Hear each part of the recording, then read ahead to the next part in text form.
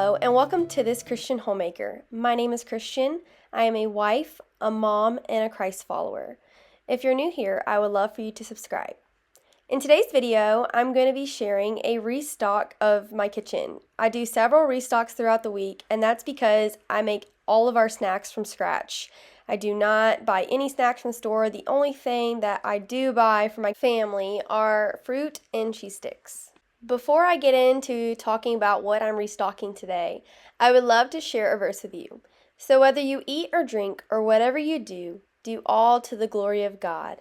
1 Corinthians 10:31. It actually rained on and off all day long, so it was a perfect day to just get everything that I needed to get done. The first thing I'm making here are some sourdough bagels. I really love the Little Spoon Farm recipe. It is one of my favorites. I would really love to know, what is your favorite sourdough bagel recipe if you've made them? What kind of ingredients or toppings do you like to put in them? I've tried blueberry and a cinnamon sugar one, but however, I just really like the salty taste of everything bagel seasoning. So that is what I'm sticking with, but I would love to hear, what do you like? Okay, for the bagel recipe, after letting the dough rise overnight on the counter, I divided the dough into 8 separate pieces, and then I shaped them into a ball. And then once I got them all shaped, I just pushed my finger through the middle of the ball and formed a ring to create the bagel shape. Then I just covered it and let it rise on the counter for about 30 minutes. Now I'm just going ahead and getting a pot and bringing 6 cups of water to 1 tablespoon of sugar to a boil.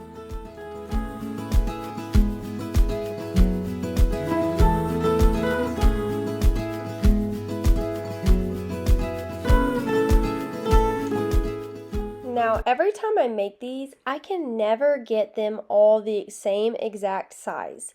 Am I the only one? Anyways, so I'm going to go ahead and put in about 3 to 4 bagels at a time, and they're going to boil on each side for about 2 to 3 minutes. And while the bagels are boiling, I'm just going to go ahead and get my topping, which is my everything bagel seasoning, prepped and ready to go, so when the bagels cool off, I can go ahead and dip them and get them ready for the oven.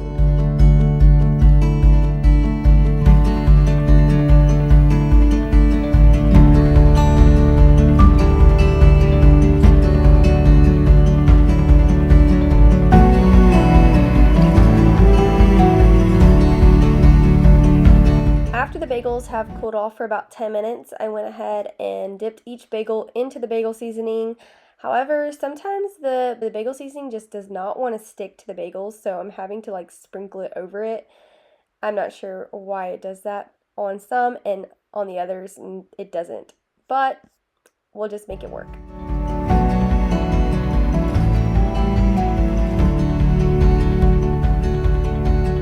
And now they're just going to bake for about 25 minutes on 425. The next snack I am restocking is avocado dip. This is such a great healthy option. I love to pair this dip with carrots, tortilla chips, or pita bread. For this recipe, I'm going to be adding in 2 avocados, as well as 1 cup of yogurt, 1 tablespoon of white vinegar. You can also use apple cider vinegar, 1 teaspoon of garlic powder, and 1 teaspoon of salt.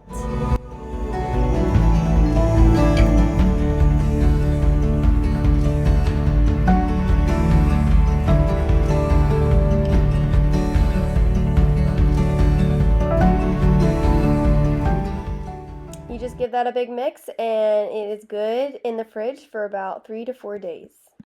One thing I don't buy from the store anymore is granola. Homemade granola is so easy to make, it's so good, and so much better for you. For this recipe, I'm adding in 2 cups of oats, 1 cup of coconut flakes, a half a cup of cranberries,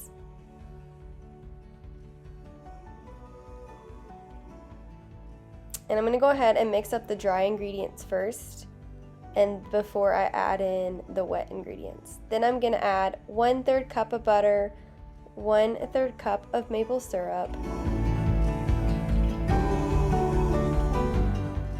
1 tablespoon of cinnamon, and 1 tablespoon of vanilla. Now, the cranberries in this granola just make it. It is so good in granola.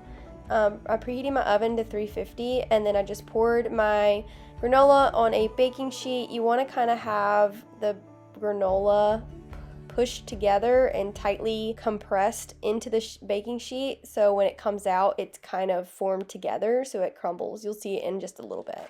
Moving on, I'm going to be making some sourdough tortillas. This is good for breakfast, tacos, and I'm also going to be making this as like my pita bread for our avocado dip that I made earlier.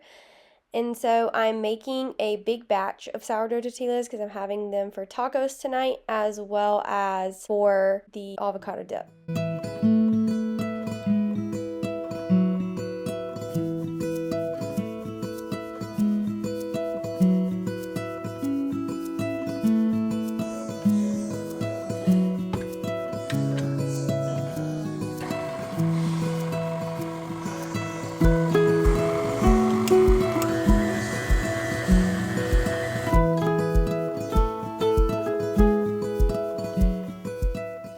All of these recipes that I share today, except maybe a few of them, will be linked below, and that is because I will be sharing my own recipes on my blog, which I have been working so diligently to get that finished to share with you all.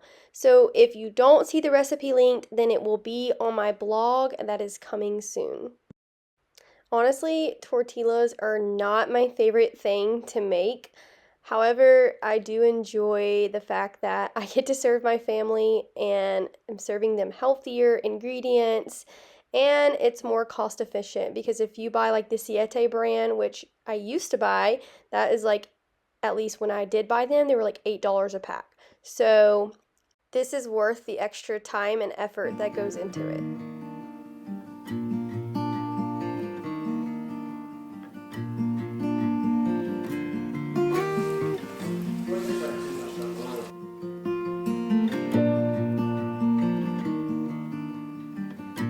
I will actually be linking this sourdough tortilla recipe. I actually really like this one because when it rolls out, it just rolls out so nicely. It doesn't, like some of the recipes that I've used in the past, they just roll back out on you and they just don't roll out really great. So this one is definitely one that I will continue to use.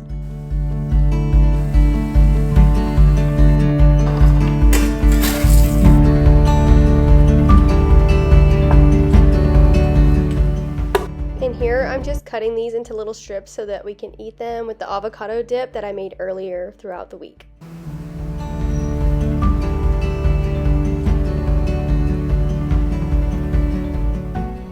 Now that the granola has finished baking for about 30 minutes, you can see how well it just kind of clumps together, and that is because, like I said, it's so important for you to compress it down into that baking sheet. So, because if it's all spread out, it's just not going to form together as it bakes. And now I'm just going to break it all up and throw it in a jar, and we will serve this for breakfast with some yogurt or just a snack as well. I don't know if you don't know this or not, but brown sugar is so easy to make. This is something else I do not buy anymore at the grocery store. I make it myself. It's literally 1 cup of cane sugar, or probably you can use granulated sugar, but I only use cane sugar, with 1 tablespoon of molasses. And you can double that. It just depends on how much you want to make and store up for your baking necessities. Growing up, I always had this store-bought oatmeal cream pie cookies. My mom always put one in my lunchbox for school, and they were my favorite. I really enjoyed them, but it wasn't until I became a homemaker did I know that you can make these from scratch. And oh my goodness, they're so easy to make. They're so much better for you. The ingredients are just so simple and delicious, and I will never go back to store-bought.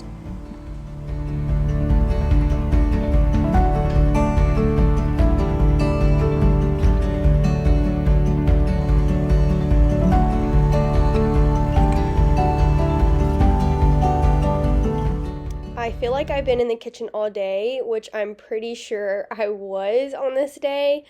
However, I just really enjoy serving my family, and I actually made a video about serving others a biblical perspective a couple weeks ago. So if you've not watched that video, I would love for you to go over there and check it out. So when I say I restock several times throughout the week, that is true because I recorded this video on Saturday. Today is Tuesday that I'm doing this voiceover, and we are down to the bare minimum of everything that I made on Saturday. So I am going to be getting back in the kitchen tomorrow and doing another small restock to just get us through another few days of some good homemade clean snacks. When you're making these oatmeal cookies, it is so important to make sure that you only roll out a small amount because these actually get really large once you start baking them. And if you're not careful, they can come out looking humongous and stuck together. But look at them. They're just so delicious and a great staple that we like to have in our house. Now I'm just going ahead and making the cream, which really is just powdered sugar, butter, milk, and some vanilla extract. And that is literally the middle of the oatmeal cream pie. So much better than store-bought, I promise. So you really need to make these. Hopefully I can get them on my blog soon. However, you can always go over to Pinterest. They have plenty of recipes to make some oatmeal cream pies.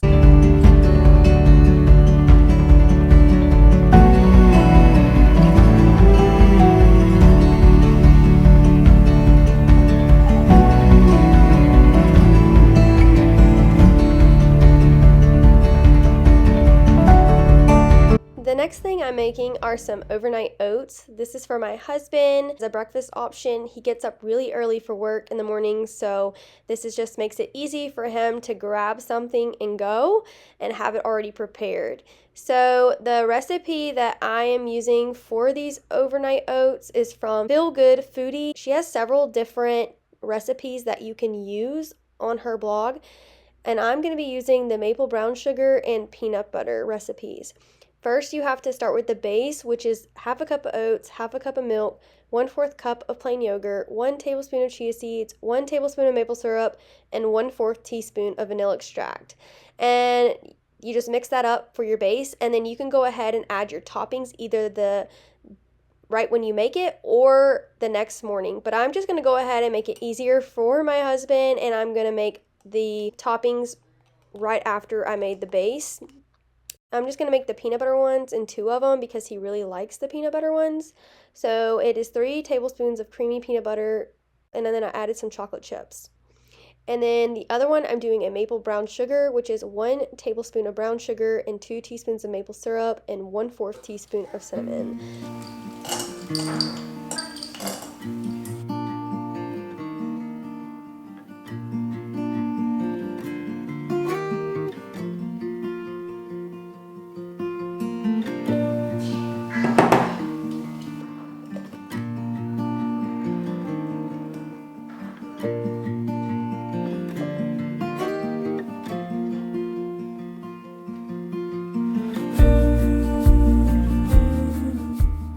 The last thing that I will be sharing for this restock is some ginger shots. My husband and I were not feeling the best, so I wanted just to get something to boost our immune system, and these are just kind of easy to make as well.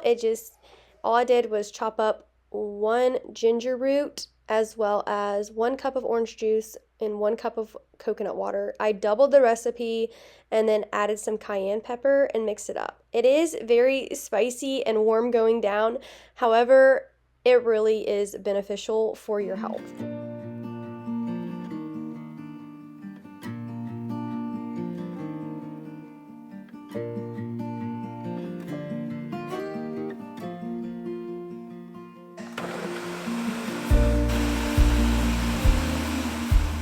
Now I'm just taking it over here to drain it, and I'm just using a flour sack towel. However, you can use a mesh strainer. I just do not have one. And then you're just going to squeeze out that juice into a bowl or something to catch all the juice.